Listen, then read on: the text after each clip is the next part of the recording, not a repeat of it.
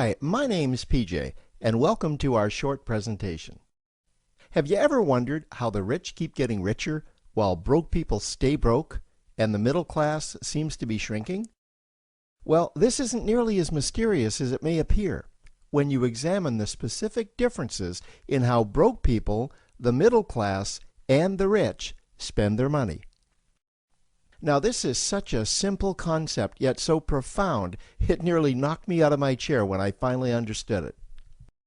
I'm going to show you exactly how the rich spend their money, and you can evaluate for yourself why they keep getting richer and the broke keep getting broker, and why the middle class remains so stressed out.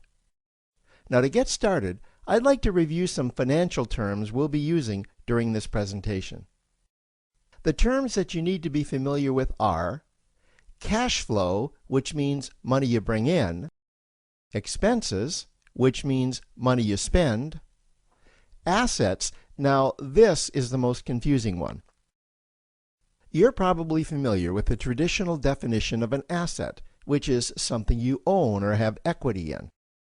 However, back in the 1990s, Robert Kiyosaki introduced us to a new definition of an asset in his groundbreaking Rich Dad, Poor Dad series of books.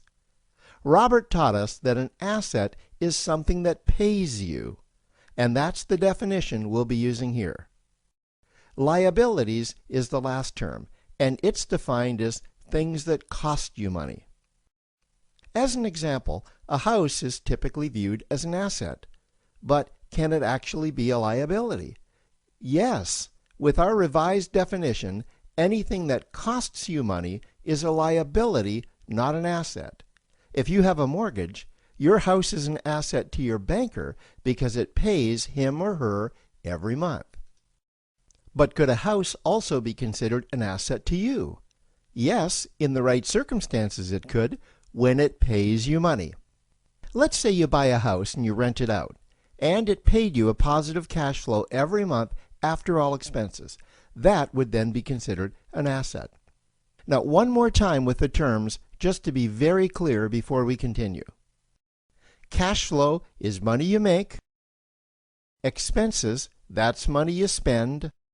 An asset pays you, and a liability costs you. Now let's take a look at how broke people spend their money. Now, when I say broke people, I'm not referring to the destitute. I'm speaking about that large portion of our society that lives from paycheck to paycheck and who never seem to have any money. In fact, most times there's more month left at the end of their money, and I'm sure many of you can relate to that group. On payday, broke people buy what I'm going to call stuff. Well, what's stuff? Well, that's inexpensive things that people buy that they don't really need to survive. You go into someone's house and you can't find any counter or tabletop space in the whole house because of all the stuff on it. Their house and their cars are full and cluttered with stuff. Well, where do they get all this stuff? They buy it at the flea market, at the garage sale, at the dollar store, at the craft show. So cash flow comes in and then it goes straight out the expense column to buy stuff. You see, broke people never really educate themselves on assets and liabilities. They justify buying all of this stuff by claiming that it costs so little.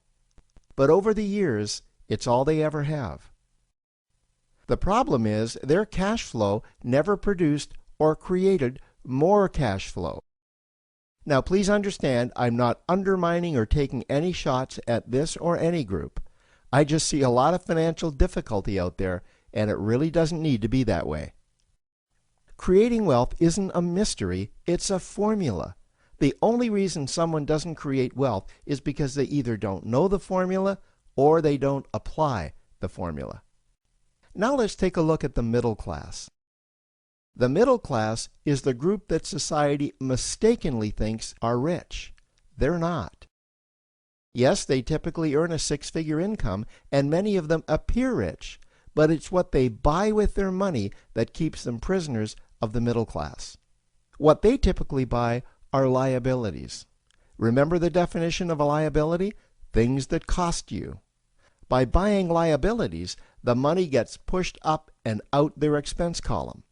Liabilities are items like cars, boats, houses, airplanes, credit card debt. Now let's see just how this happens. The middle class gets a nice paycheck, let's say $10,000 for the month. They then split that down the middle and they pay their monthly expenses with half, and with the other half, they make a down payment on a new car. The car costs $5,000 down, and after they add on the insurance and the maintenance, that liability now costs $1,100 new dollars every single month.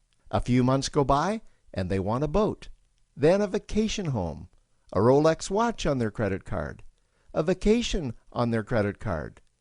And before you know it, their liabilities have raised their expense levels to near or above their income levels. They actually spend equal to or more than they make, meaning that they have to go to work and make a certain amount of money every single month just to cover their liabilities. The other important issue with both broke people and the middle class is that normally all of their cash flow is dependent on their own effort, meaning that they've educated themselves to exchange their knowledge and expertise for someone's money. Also, the money they earn is usually the highest taxed form of income. Here's an example. An attorney is knowledgeable about law, so people pay him or her in exchange for that knowledge on an hourly basis. The problem here is that if the attorney isn't sharing that knowledge with a client, then the attorney isn't making any money. This causes lots of stress and anxiety in their lives, and if you ever ask them to take an afternoon off to play golf with you, well, they very rarely can because of how much money it'll cost them to take that time off. On the surface, life's pretty good. The reality is that it's a roller coaster ride. That's the middle class. Now, I know this group very well because for a great deal of my adult life, that was me. Now let's take a look at how the rich people spend their money. Rich people acquire assets. Again, an asset is something that pays you. If you want to become rich, buy assets that earn you more money. The money cycle looks like this. Acquire assets that produce cash flow, invest the profits to acquire more assets that produce more cash flow, invest those profits to acquire more assets that produce more cash flow. The rich spend their money and acquire things that produce more money. Here are a few examples of assets that produce more money. Investments are the obvious ones: stocks, bonds, real estate. Education is another asset. If you learn how to do something that produces more money for you and you actually do it, that's buying an asset. There's a great quote that goes, "If you think education is expensive, you should see how expensive stupidity is." Another example of assets you can acquire that pay you are cash-generating opportunities, especially those opportunities that can create a passive cash flow. Passive meaning that once you build it up, the money continues to flow whether you're still building it or not. Here's a small example. Let's suppose you bought a pinball machine and you put it in a barber shop, and you don't spend any of the profits. You save them until you can buy another pinball machine and put it in another barber shop. This, by the way, was Warren Buffett's first business. If you don't know who Warren Buffett is, he's one of the top 2 richest men in America. The rich are extremely eager to find those passive cash-generating opportunities because those opportunities continue to pay them month after month, year after year, long after they've stopped working the opportunity. You know, I see this happen again and again with successful entrepreneurs. They find a passive cash flow stream that they build up, and it continues to pay them month after month, year after year. They then take those profits and multiply them in another passive cash-generating opportunity, and then again in another. In conclusion, here's what I've learned over the years. You can't find these passive cash generating opportunities unless you're open to hearing about them. Then, once you find them, you must be willing to see what fits you and then act. Now, the reason I say this is that I once answered a hokey little ad that I ended up generating 7 figures from, simply because I answered that ad and then took action. These opportunities are out there, you just need to find them. You also must be opportunistic enough that when the right situation does present itself, you don't miss it.